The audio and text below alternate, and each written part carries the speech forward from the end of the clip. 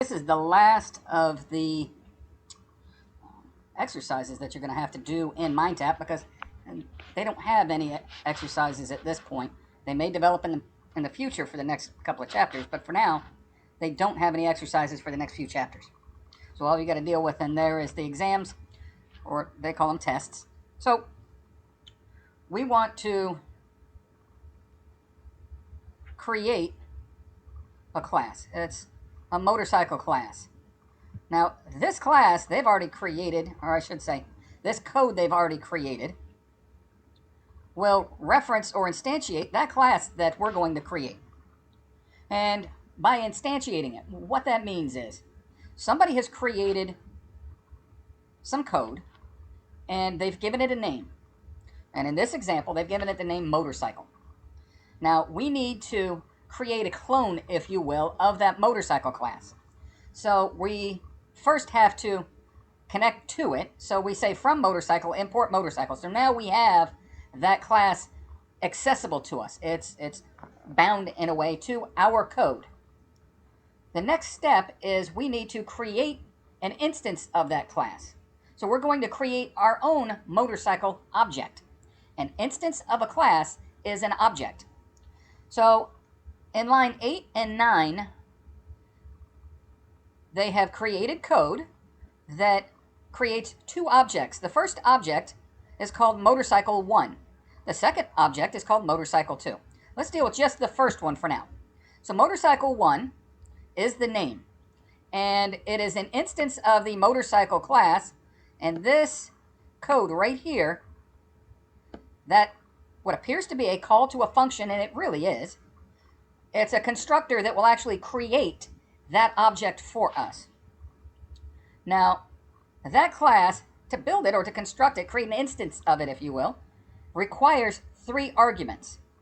Now, those 3 arguments are max speed, speed, and does it have a sidecar? Yes or no, true or false? So here's the maximum speed the motorcycle can go. Here's how fast you're going. And here is, does it have a sidecar? Yes or no? So by calling this function the way that we have, we've created an instance of that class. So everything that will exist in this motorcycle.py class will also exist in our motorcycle1 object. And the same holds true for this motorcycle2 object. The only difference between them being whatever we pass to them when we actually construct them or we create the initial instance of it. Aside from instantiation, creating the object twice, we also call an accelerate function that is part of that class, and we pass it a value. Now, you see that they're yellow in this IDE. What that means is this is a component within the object itself, or initially it's a component of the class that we are cloning. I like using that word, cloning. So when we go create this, and I'll show you here, there's nothing in there. We're going to have to create the class. We're going to have to create the constructor, and we're going to have to create a accelerate function.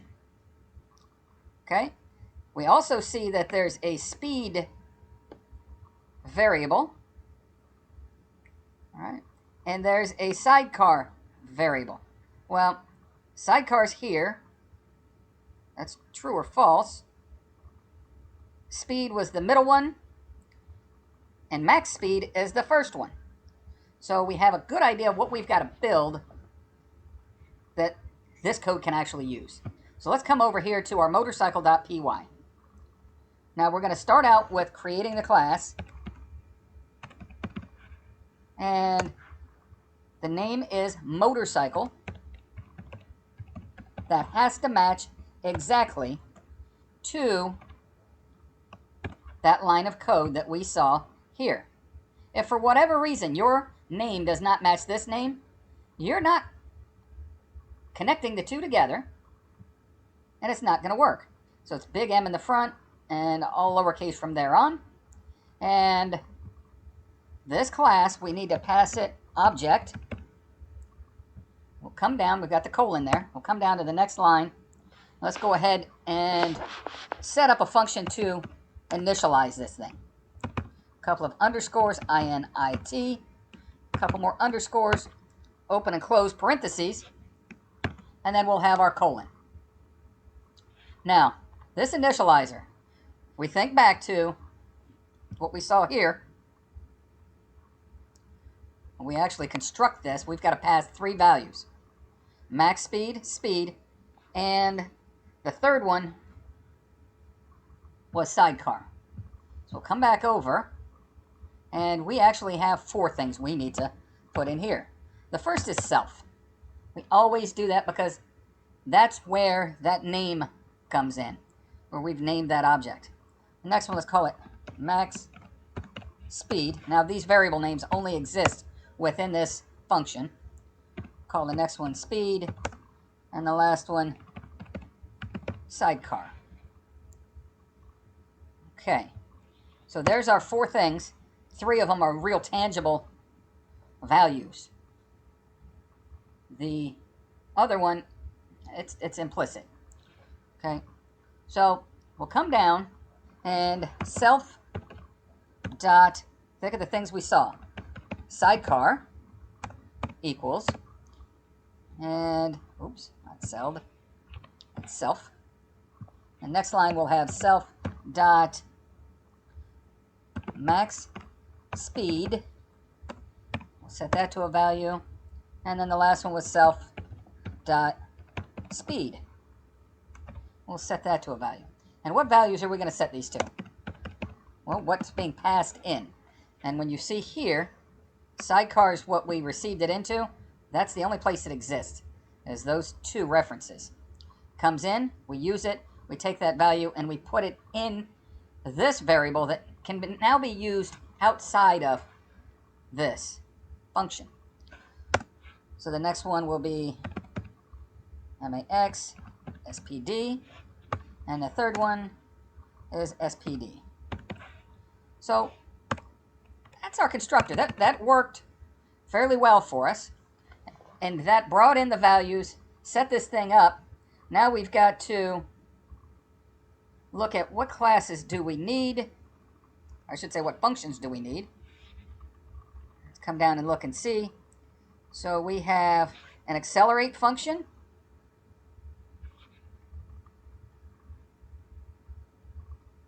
And that's it. That's the only thing we've got to create, is an accelerate function.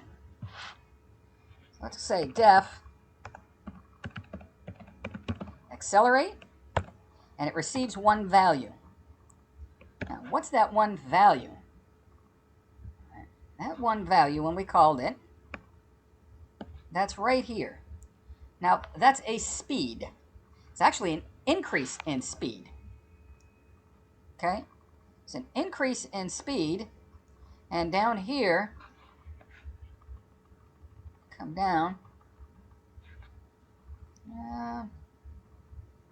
We check to see is it has a sidecar, yes or no. Sidecar, yes or no. And in our accelerate, we need to put a conditional in there. So let's say speed comes in. We'll use that same SPD that we used above. And in our accelerate, it's not just speed. We also have to pass it self. Come back down. And let's put a conditional in there. If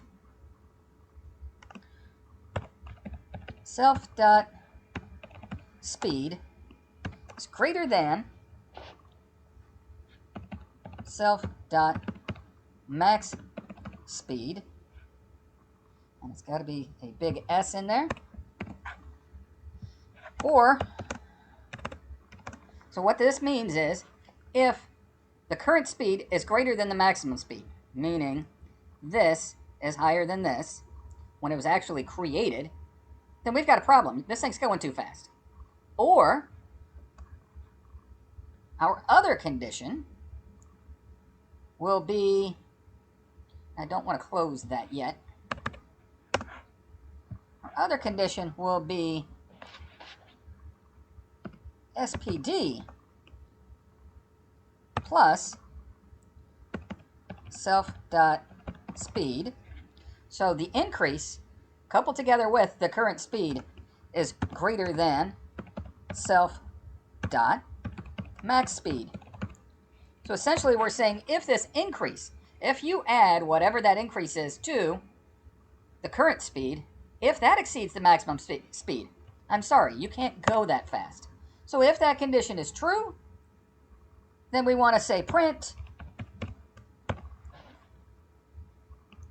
We'll go ahead and put quotes.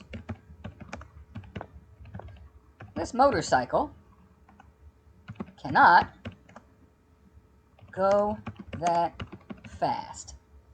I don't need a period. I don't have to close that out any special way. And if that is a valid case, all right, you're trying to go too fast. If it's not, if that's not too fast, then we're going to set the new speed. Self.speed equals self.speed plus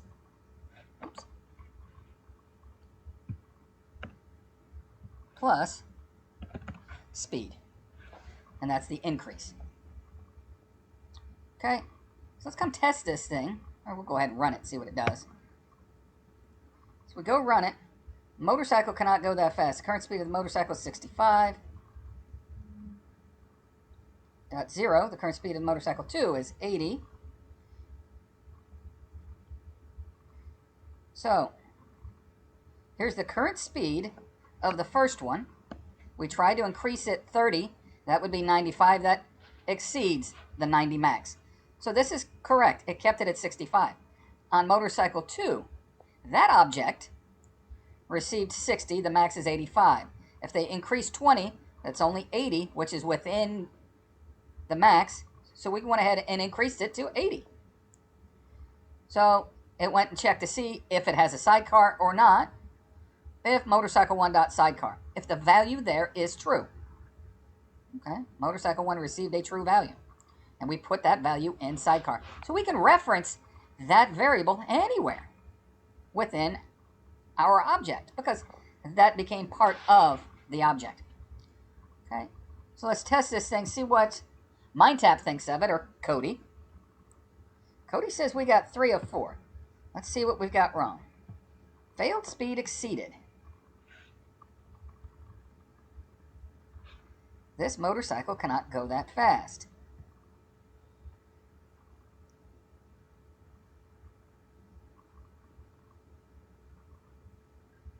Right there, I spelled motorcycle in my output wrong. These things happen. So all I've got to do is come back over. CYCLE. And let's test it again.